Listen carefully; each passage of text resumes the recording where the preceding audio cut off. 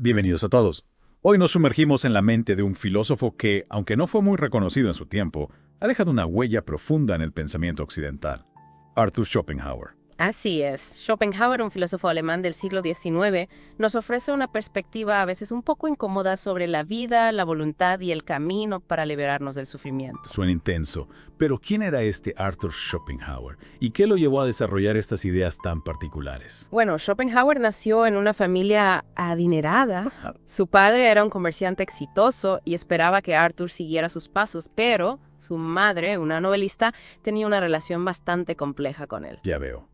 ¿Y cómo influyó este ambiente familiar en su filosofía?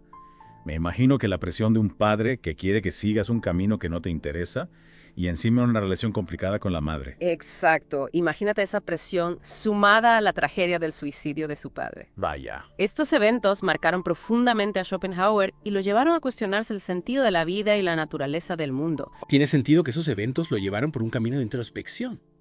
Pero ¿cómo llegó a desarrollar sus ideas filosóficas? ¿De dónde surge este concepto de la voluntad como fuerza motriz? ¿Qué lo llevó a eso?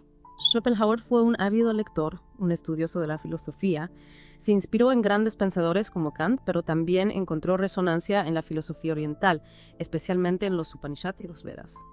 Interesante esta mezcla de influencias occidentales y orientales. ¿Y cómo se combinan en su filosofía? Para Schopenhauer, la filosofía occidental, especialmente Kant, le proporcionó las herramientas para analizar la realidad y la mente humana.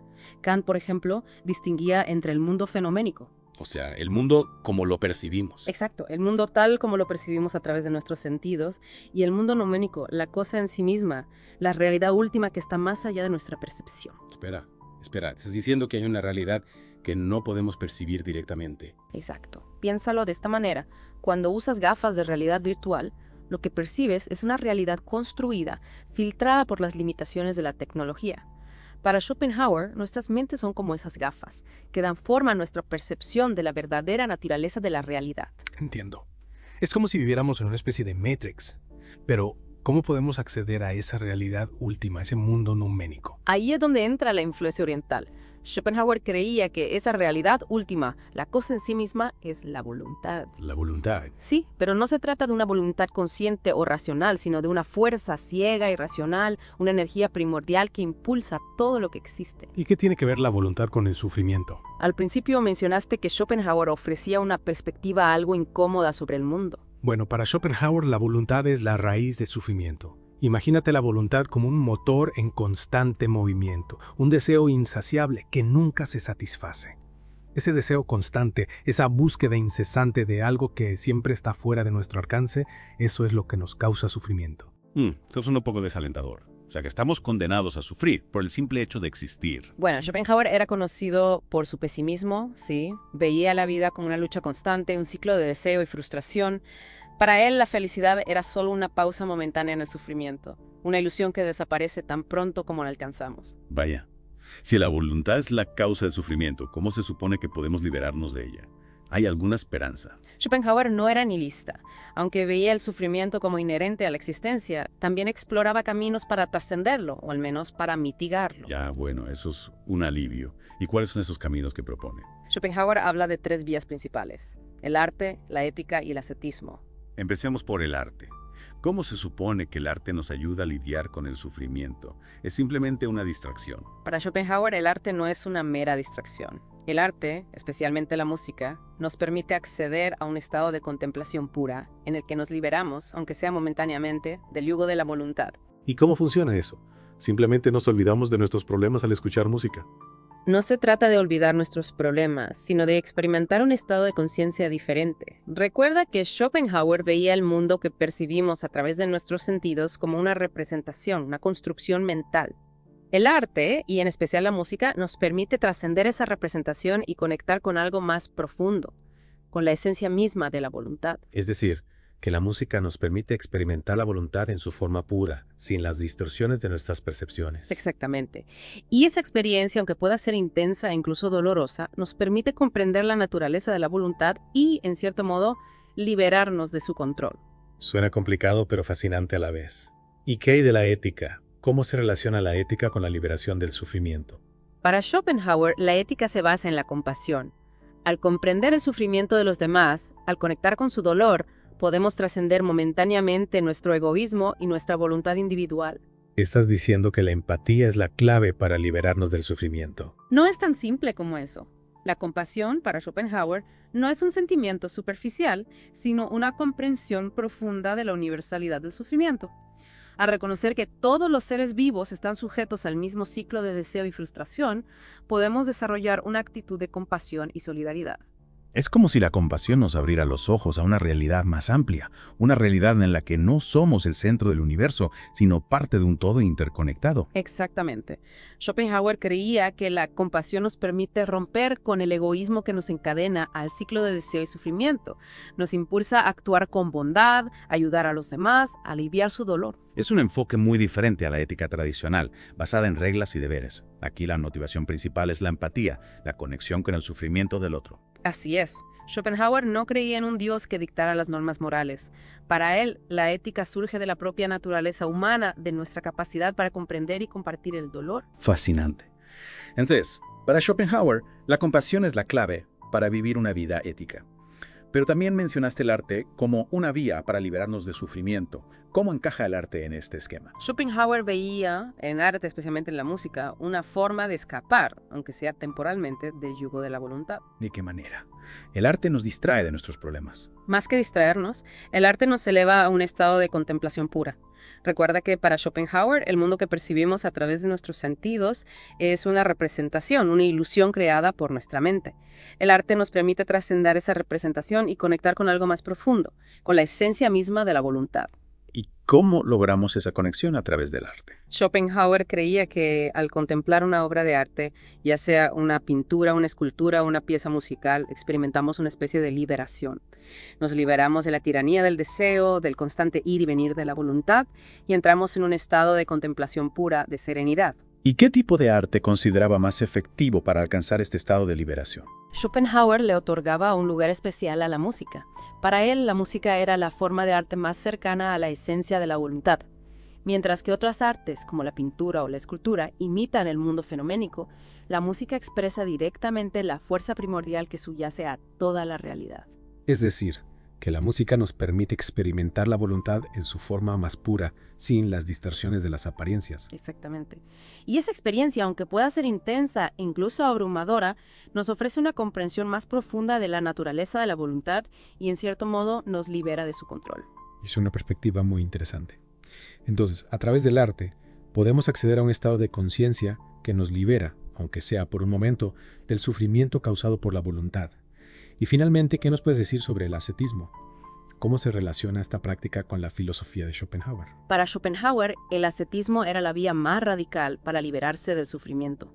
Él veía en la renuncia a los deseos y a las posesiones materiales una forma de debilitar el control de la voluntad sobre nosotros. Pero renunciar a todo lo que nos da placer, ¿no es eso un sacrificio demasiado grande? Schopenhauer no veía el ascetismo como un sacrificio, sino como una liberación. Para él, los placeres mundanos son efímeros e ilusorios.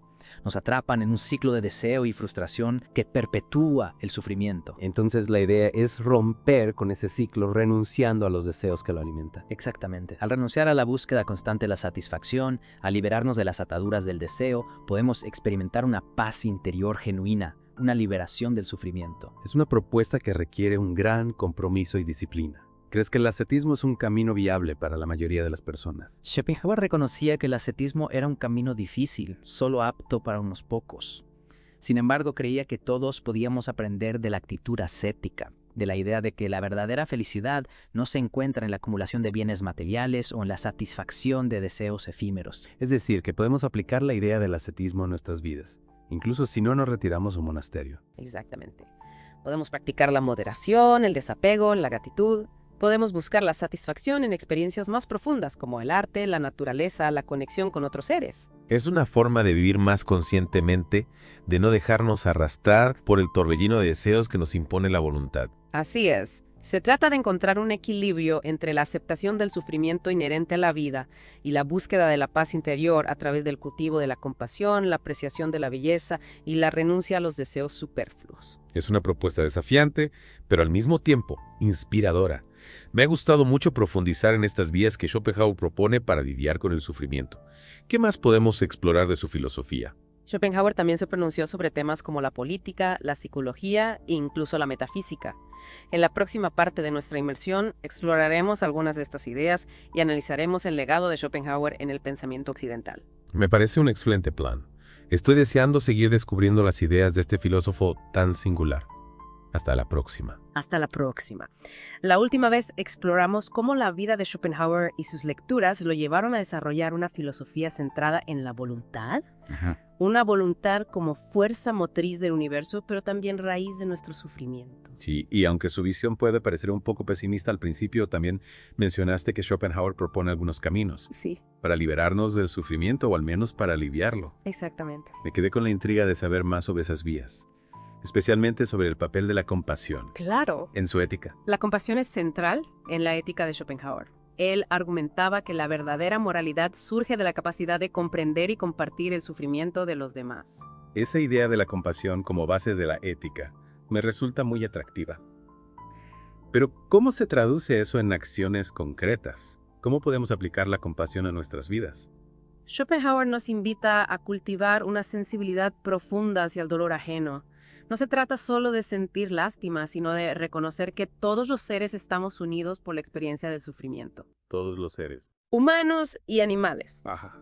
Estamos unidos por la experiencia del sufrimiento. ¿Y cómo se supone que ese reconocimiento del sufrimiento ajeno nos lleva a actuar éticamente? Para Schopenhauer, la compasión nos permite trascender nuestro egoísmo inherente. Cuando comprendemos que el sufrimiento es universal, que no somos los únicos que experimentamos dolor y frustración, nuestra perspectiva cambia.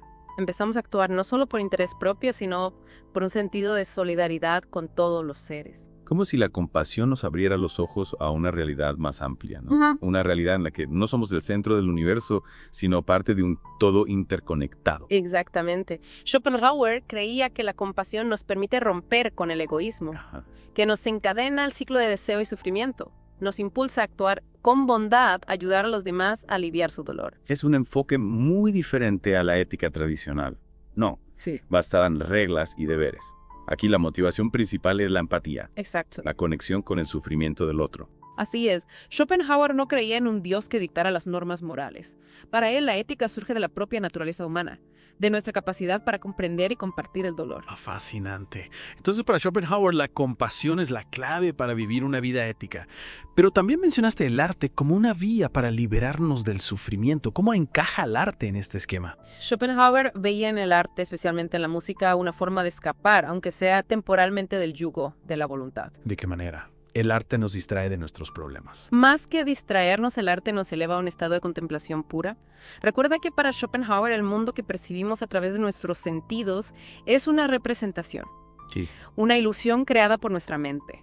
El arte nos permite trascender esa representación y conectar con algo más profundo, con la esencia misma de la voluntad. ¿Y cómo logramos esa conexión a través del arte? Schopenhauer creía que al contemplar una obra de arte, ya sea una pintura, una escultura o una pieza musical, experimentamos una especie de liberación. Nos libramos de la tiranía del deseo del constante ir y venir de la voluntad y entramos en un estado de contemplación pura de serenidad. ¿Y qué tipo de arte consideraba más efectivo para alcanzar este estado de liberación? Schopenhauer le otorgaba un lugar especial a la música. Para él, la música era la forma de arte más cercana a la esencia de la voluntad. Mientras que otras artes como la pintura o la escultura imitan el mundo fenoménico, la música expresa directamente la fuerza primordial que subyace a toda la realidad. Es decir, que la música nos permite experimentar la voluntad en su forma más pura sin las distorsiones de las apariencias. Exactamente. Y esa experiencia, aunque pueda ser intensa e incluso abrumadora, nos ofrece una comprensión más profunda de la naturaleza de la voluntad y en cierto modo nos libera de su control. Es una perspectiva muy interesante. Entonces, a través del arte podemos acceder a un estado de conciencia que nos libera, aunque sea por un momento de sufrimiento causado por la voluntad. Y finalmente, ¿qué nos puedes decir sobre el ascetismo? ¿Cómo se relaciona esta práctica con la filosofía de Schopenhauer? Para Schopenhauer, el ascetismo era la vía más radical para liberarse del sufrimiento. Él veía en la renuncia a los deseos y a las posesiones materiales una forma de debilitar el control de la voluntad sobre nosotros. Pero renunciar a todo lo que nos da placer. ¿No es eso un sacrificio demasiado grande? Schopenhauer no veía el ascetismo como un sacrificio, sino como una liberación. Para él, los placeres mundanos son efímeros e ilusorios. Nos atrapan en un ciclo de deseo y frustración que perpetúa el sufrimiento. Entonces la idea es romper con ese ciclo, Ajá. renunciando a los deseos que lo alimentan. Exactamente. Al renunciar a la búsqueda constante de la satisfacción, al liberarnos de las ataduras del deseo, podemos experimentar una paz interior genuina, una liberación del sufrimiento. Es una propuesta que requiere un gran compromiso y disciplina. ¿Crees que el ascetismo es un camino viable para la mayoría de las personas? Schopenhauer reconocía que el ascetismo era un camino difícil solo apto para unos pocos. Sin embargo, creía que todos podíamos aprender de la actitud ascética, de la idea de que la verdadera felicidad no se encuentra en la acumulación de bienes materiales o en la satisfacción de deseos efímeros. Es decir, que podemos aplicar la idea del ascetismo a nuestras vidas incluso si no nos retiramos a un monasterio. Exactamente. Podemos practicar la moderación, el desapego, la gratitud. Podemos buscar la satisfacción en experiencias más profundas como el arte, la naturaleza, la conexión con otros seres. Es una forma de vivir más conscientemente, ¿no? De no dejarnos arrastrar por el torbellino de deseos que nos impone la voluntad. Así es. Se trata de encontrar un equilibrio entre la aceptación del sufrimiento inherente a la vida y la búsqueda de la paz interior a través del cultivo de la compasión, la apreciación de la belleza y la renuncia a los deseos superfluos. Es una propuesta desafiante, pero al mismo tiempo inspiradora. Me ha gustado mucho profundizar en estas vías que Schopenhauer propone para lidiar con el sufrimiento. ¿Qué más podemos explorar de su filosofía? Schopenhauer también se pronunció sobre temas como la política, la psicología e incluso la metafísica. En la próxima parte de nuestra inmersión exploraremos algunas de estas ideas y analizaremos el legado de Schopenhauer en el pensamiento occidental. Me parece un excelente plan. Estoy deseando seguir descubriendo las ideas de este filósofo tan singular. Hasta la próxima. Hasta la próxima. En las partes anteriores realmente nos hemos sumergido en el mundo de Schopenhauer. Exploramos su vida, sus ideas sobre la voluntad, el sufrimiento. Sí. Y las vías que él propone para encontrar un poco de paz en medio de todo este caos. Schopenhauer es un filósofo que invita a la reflexión. Totalmente. Incluso cuando sus ideas a veces nos resultan incómodas. Precisamente. Y a pesar de que no fue muy reconocido en vida, me imagino que su filosofía ha tenido un impacto considerable en otros pensadores y artistas a lo largo del tiempo. Por supuesto. Su influencia se extiende mucho más allá de lo que uno podría esperar. Pensemos en la música, por ejemplo. Richard Wagner, el famoso compositor alemán, era un ferviente admirador de Schopenhauer. En serio, ahora que lo dices, puedo ver cómo la intensidad emocional de la música de Wagner conecta con esta idea de la voluntad como una fuerza primordial e imparable. Exacto. Wagner encontró en la filosofía de Schopenhauer una base para su propia concepción del drama musical, donde las pasiones humanas, los deseos, la lucha contra el destino se expresan con una fuerza abrumadora. Es fascinante cómo las ideas de un filósofo pueden resonar en formas de arte tan diferentes. Hay otros ejemplos de la influencia de Schopenhauer en la cultura. Muchísimos. En la literatura, autores como Thomas Mann, Marcel Proust, Leo Tolstoy encontraron en Schopenhauer una fuente de inspiración para explorar la complejidad del alma humana, los límites de la razón, la omnipresencia de sufrimiento. Es curioso cómo un filósofo conocido por su pesimismo pudo inspirar a tantos artistas a crear obras tan profundas y conmovedoras. Es que el pesimismo de Schopenhauer no era un nihilismo estéril. Él no negaba la belleza, el amor o la creatividad humana. Simplemente los veía como destellos fugaces en un mundo dominado por la voluntad ciega. Es como si nos dijera, sí, la vida es dura, pero incluso en medio del sufrimiento hay momentos de belleza y conexión que vale la pena atesorar. Exactamente.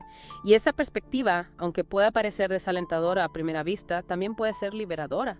Nos invita a aceptar la realidad del sufrimiento sin resignarnos a él. Claro. A buscar momentos de paz y belleza en medio del caos. Tiene sentido. Y hablando de caos, Schopenhauer también exploró temas como la psicología, ¿no? En las partes anteriores mencionaste que fue un precursor de Freud en la exploración del inconsciente. Así es. Mucho antes de que Freud popularizara el concepto del inconsciente, Schopenhauer ya hablaba de la voluntad como una fuerza que opera por debajo del nivel de la conciencia, guiando nuestras acciones y deseos sin que nos demos cuenta. Es increíble cómo sus ideas anticiparon algunos de los descubrimientos más importantes de la psicología moderna. Y no solo la psicología. Schopenhauer también influenció a físicos como Erwin Schrödinger, uno de los pioneros de la mecánica cuántica.